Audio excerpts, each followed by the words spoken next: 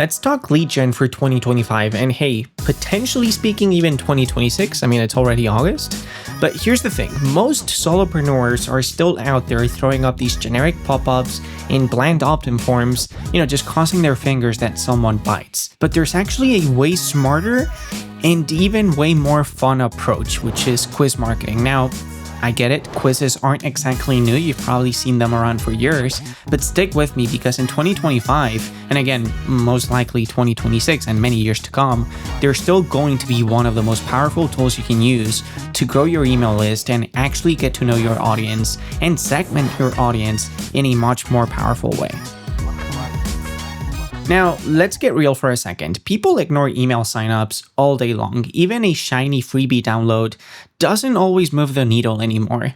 But quizzes, they're kind of a whole different ballgame. They spark curiosity, they get people to interact, and most importantly, they turn a passive visitor into someone who is engaged and emotionally invested.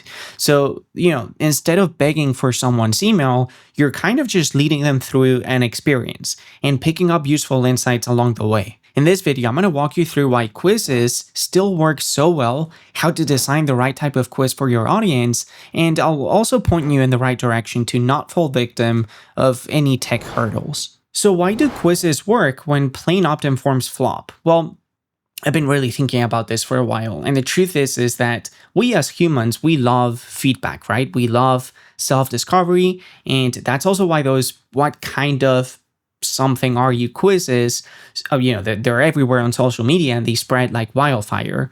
You see, here's what happens when you offer someone a quiz. The first thing is, typically curiosity will almost always kick in because people have to know the answer when, we're dealing about something that is about them. And then something really powerful happens with quizzes as well that doesn't happen with opt-in forms, which is that, instead of asking for an email right away, you're guiding people through a journey, right? You're guiding them one question at a time. And by the end of that journey, they're so invested that saying, no thank you feels much harder. And the last thing that typically happens is that payoff feels personal. I mean, when you deliver tailored advice or, even recommendations, they kind of feel more understood. And that sort of understanding ultimately builds trust. All right, so what kind of quizzes actually work for lead generation? Well, to be honest, it kind of really depends on what business, industry, niche you're in. But, personality quizzes, those tend to do really well. Like, think what's your entrepreneur success style or which WordPress page builder matches you. Those I see and I come across very often in the WordPress space. And those, they work really well for coaches and consultants. Score assessment quizzes like how optimized is your homepage work great for agencies and, digital product sellers. Product fit quizzes like find your ideal online course topic or, which marketing funnel fits you best. Those are really good for pre-qualifying leads before you actually pitch to them. And, I could throw a million different examples your way, but the key is to just make sure that the quiz promises to reveal something useful or interesting about them, about the person landing on your website. And then the opt-in becomes the key to unlock their results. Just remember that one of the most important things is for you to create this sense of curiosity in the person that landed on your website and having them remain invested as they take your quiz. Now, let's quickly break down how a quiz funnel works. The first stage is the attention stage, right? And that usually involves having like a title that sparks curiosity. You then jump into the interaction stage, which is whereby every question keeps them moving. And here's a pro tip, because I've actually seen a lot of our customers making this mistake. Try not to make your quizzes super long and make sure that you're using a progress bar in your quiz so people don't feel trapped in an endless quiz. Like you don't want to, you want to make sure that if people have answered 5 questions, that they don't feel like they're not getting closer to the end of the quiz. If you make your quiz feel like it's never ending, then you will see a massive drop off in users that don't actually make it to the end. You then land in the opt-in pivot stage, which is where you don't ask for an email up front, and instead you save it for right before the results, because that's where people are going to want to actually give you their email address in exchange for those results. Now, one of the most important aspects of your funnel is the ability to deliver personalized results. You want to be able to deliver insights and match each result with a next step, like your free course or a checklist or a free video course or your best resource. But it's important that every single person that takes a quiz, depending on what their score or what category they've landed in, gets a personalized experience delivered to them. And of course, you as the person actually running the quiz, you get to enjoy the benefits of segmentation, which is my favorite aspect of quiz marketing. Every answer is pure data. You want to make sure that you're tagging people inside your email marketing service.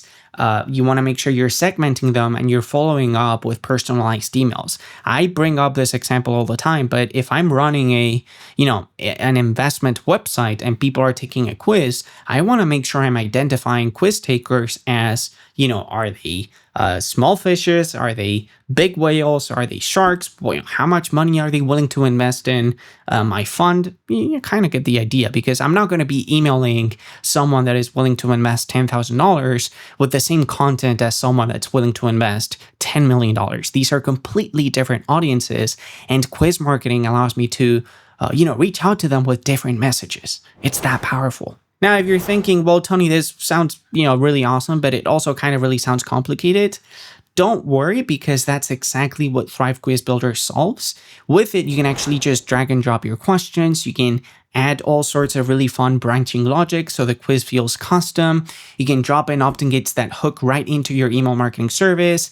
You can even customize the results so it feels totally on brand and, not a BuzzFeed knockoff. And don't underestimate the power behind reporting inside Thrive Quiz Builder. I mean, you're going to be able to instantly see which quizzes convert best and where people are dropping off. So here's my challenge for you. Just ask yourself, what's one thing your ideal client would love to discover about themselves that also kind of naturally connects back to your best offer? And just sketch out 3 quiz questions and a result. Just 3 questions and a result. That's it. And then open up Thrive Quiz Builder and bring it to life. The hardest part, to be honest, is probably the idea. And you can probably even, just chat with ChatGPT and brainstorm some ideas, because the tech side of things in today's day and age, thanks to Thrive Quiz Builder, is just dead simple. And if you want more strategy, examples, templates, just check the description box down below. You're going to be able to learn more about the kind of things that you can do with Thrive Quiz Builder. I'll also link to one of the videos that I did a few months ago where I actually use a weighted system to segment people into different categories. I got some really nice positive feedback from that video, so just be sure to check it out. And just drop in any questions or comments, and let's brainstorm some quiz ideas if you feel like you're in that mood. If you found the video useful, I would really appreciate it if you could hit the like button, subscribe for more marketing videos, and I'll see you in the next one. Thanks again.